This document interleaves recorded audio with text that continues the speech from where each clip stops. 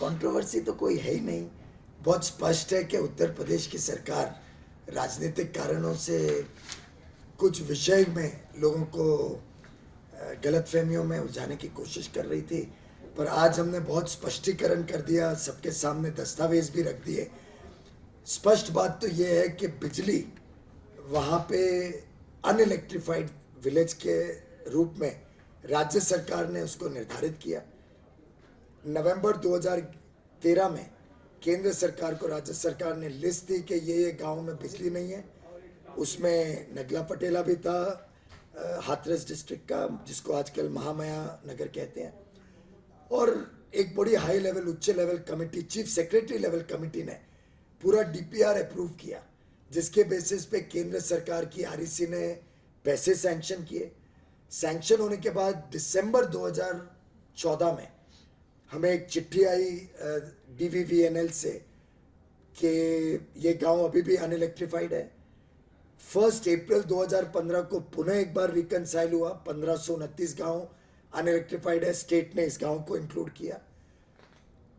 अक्टूबर 30 तारीख को डीवीवीएनएल से हमारे पास मेल आया कि अब हाथरस के 4 गांव में अनइलेक्ट्रिफाइड विलेजेस में बिजली पहुंच गई है। उसमें एक नाम नगला पटेला था।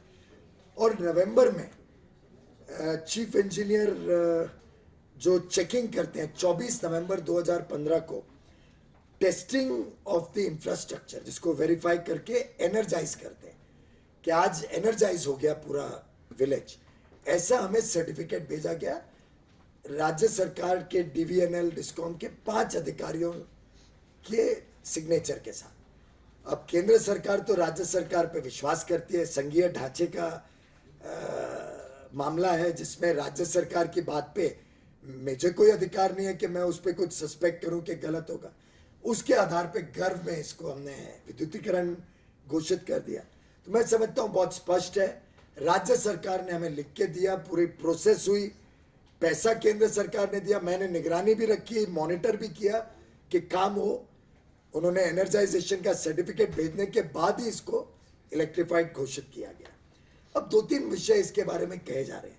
कोई कह रहा है कि ये 25 साल पहले विद्युतीकरण हो गया, तो अगर है तो फिर तो शायद राज्य सरकार ने दूसरी बार पैसे ले लिए और एक इलेक्ट्रीफाइड विलेज को अनइलेक्ट्रीफाइड बताया, तो ये तो बहुत ही डेंजरस चीज हो गई। 2 बार कैसे एक ही विलेज को इलेक्ट्रीफाई किया उन्होंने। फिर कुछ सुनने में आया कि कटियाबाज या चोरी के कारण वहां से बिजली दी जाती थी और उसके हर 2 महीने का बिल दिया जाता था। ऐसा भी कोई राज्य के अधिकारी ने कहने की कोशिश की है। ये भी बड़ी खतरनाक बात है। अगर पता है कि बिजली चोरी हो रही है तो कार्रवाई क्यों नहीं हुई? और क्या बिजली चोरी का पैसे लिए जाते हैं राज्य सरकार द्वारा? तो मैं तो एकदम हैरान हूं कि किस प्रकार की कंट्रोवर्सी क्रिएट हुई है। प्रधानमंत्री आखिर लाल किले से कह रहे हैं तो बहुत स्पष्ट है कि हमारे पास पूरे दस्तावेज के बाद ही प्रधानमंत्री कहेंगे। और मैंने तो ट्रांसपेरेंटली गर्व में सब कुछ डाल रखा है, डिटेल्स। तो कोई गलत होने का हमारी तरफ से तो सवाल ही नहीं है। और सबसे मजेदार बात एक जगह मैंने पढ़ी कि अभी भी वो बिजली अंधेरे में है। और अगर ऐसा है तो फिर एनर्जाइज करने के बाद, नवंबर में मुझे सर्टिफिकेट भेजने के बाद कि एनर्जाइज हो गई है, उसके बाद 9 महीने से उन वहाँ के नागला पटेला के वासियों को क्यों नहीं बिजली मिली है? तो ये तो राज्य सरकार को पूरी तरीके से कटघरे में खड़ा करती है और उनको जवाब देना पड़ेगा कि सत्य क्या है। जो सत्य उन्होंने हमें लिख के दिया है वो सत्य है या ये जो मीडिया के रिपोर्ट्स है ये सत्य है? मैं समझता हूँ राज्य सरकार को इसका जवाब देना आवश्यक है। सर, जिस तरह से सर रूरल इलेक्ट्रिफिकेशन जब होता है तो ग्राम का प्रधान या पंचायत जो सदस्य होता है वो एक सर्टिफिकेट बना के देता है कि एनर्जाइज हो गया है ये एरिया। तो वो सर्टिफिकेट भी आपके पास आया, लेकिन अब ये गांव वालों का जो क्लेम है तो वो किस संदेह की ओर इशारा कर रहे हैं? ऐसा है कि जब हम सैंक्शन करते हैं आरईसी, और ये सब दस्तावेज मेरे पास है, तो सैंक्शन में एक कंडीशन रहती है जिसमें हम लिख के देते हैं कि जब ये गांव में बिजली पहुंच जाए तो, और ये लेटर है मेरा 6 जनवरी 2014 का आरईसी का, जिसमें उन्होंने सैंक्शन किया है, उसमें स्पष्ट लिख के दिया है कि जब आप बिजली पहुंचा दोगे, और उसका एक सर्कुलर निकाला हुआ है, तो amongst other documents obtaining mandatory certificate from gram panchayat regarding completion of village electrification and other requirements as specified in the guidelines. ये पैरा 6 में सैंक्शन लेटर में आरईसी ने दिया हुआ है और वो मैं समझता हूँ स्टेट गवर्नमेंट ने लिया ही होगा। आखिर उसी के बाद हमें चिट्ठी लिख के उन्होंने भेजा कि अब ये गांव इलेक्ट्रीफाई हो गया है। और हैरानगी की बात तो ये है, और जब ये मैंने देखा तो मैं तो बड़ा ही आश्चर्यजनक रह गया कि राज्य सरकार ने तो पूरा इलेक्ट्रिफिकेशन का, हमें एनर्जाइजेशन का पूरा चार्ट भेजा है। अगर आप ये चार्ट देखें तो इस चार्ट में इंफ्रास्ट्रक्चर वेरिफिकेशन डेटेड 24 नवंबर 2015 लिख के दिया है क्या क्या इंफ्रास्ट्रक्चर क्रिएट हुआ। पूरी लाइन डायग्राम है कि बिजली की लाइनें कहाँ लगी और एक एक घर की लाइनें हैं कि कहाँ कहाँ पे बिजली की लाइनें गई।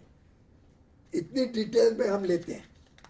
अब उसके बावजूद अगर गलत इंफॉर्मेशन राज्य सरकार देती है, वेदर ये 25 साल पहले हुआ या अब होने के बाद बिजली नहीं पहुंची, ये तो मैं समझता हूँ आप सब लोगों ने इसका सवाल पूछना चाहिए और इसका जवाब जनता को मिलना चाहिए।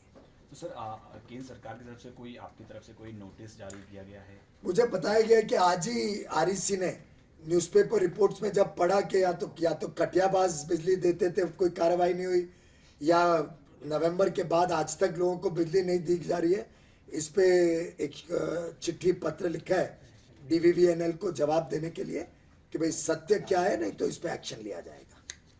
और एक बड़ी हैरानगी की बात मेरे को ये भी सामने आई, जो मैंने राज्यसभा में भी उत्तर देते हुए बताई थी, कि 11वीं प्लान जो 2012 में खत्म हो गई, उसका भी काम आज तक उत्तर प्रदेश सरकार ने कंप्लीट नहीं किया है और शायद आधा काम ही कर पाए हैं जो 2012 तक होना था। और 12वीं प्लान जो जिसके 4.25 वर्ष पूरे हो गए, उसकी डिटेल्स देखें तो और भी दुखदाई है। आज तक जैसे गरीबों के घर में बिजली देनी है तो पैसे तो उनको मिले हैं लगभग 32 लाख गरीबों के घर में बिजली देने के लिए इन द 12th प्लान जो 2017 में खत्म होगा।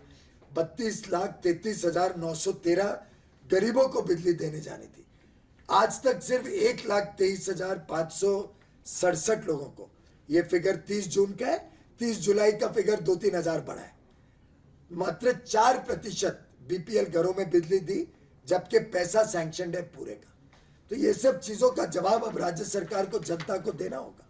तो सर जिस तरह से आप जो पूरा एलोकेशन आप फंड का करते हैं, तो क्या सेंट्रल की तरफ से भी कोई व्यक्ति को नियुक्त किया जाता है जिससे निगरानी रखे, कोई क्या? देखिए, हम मॉनिटरिंग करते हैं, हम रिव्यू मीटिंग्स करते हैं, लेकिन आखिर केंद्र सरकार की पावर मिनिस्ट्री के पास तो 300 लोग हैं। रूरल इलेक्ट्रिफिकेशन कॉर्पोरेशन एक फाइनेंसिंग कंपनी है, उसके पास थोड़े बहुत लोग हैं, पर जब हजारों गांव में देश भर में काम होता है तो हम तो राज्य सरकार के ऊपर विश्वास करते हैं। और आप भी मानेंगे कि संघीय ढांचे में अगर केंद्र सरकार राज्य सरकार पे विश्वास ना करे तो पूरी भारत की जो व्यवस्था है वही तसमस हो जाएगी, वही बिगड़ जाएगी। तो मैं समझता हूँ केंद्र सरकार को राज्य सरकार पे विश्वास करना चाहिए, जो हम पूरी तरीके से करते हैं। लेकिन जब ऐसे गलत चीजें सामने आ जाती हैं जिसमें पॉलिटिसाइज करने की कोशिश की जाती है, केंद्र सरकार के काम को सराहना करने के बदले कोशिश की जाती है उसको गलत तरीके से जनता के सामने रखी जाए, तो दुर्भाग्य से हमें फिर राज्य सरकार का पर्दाफाश करना पड़ता है।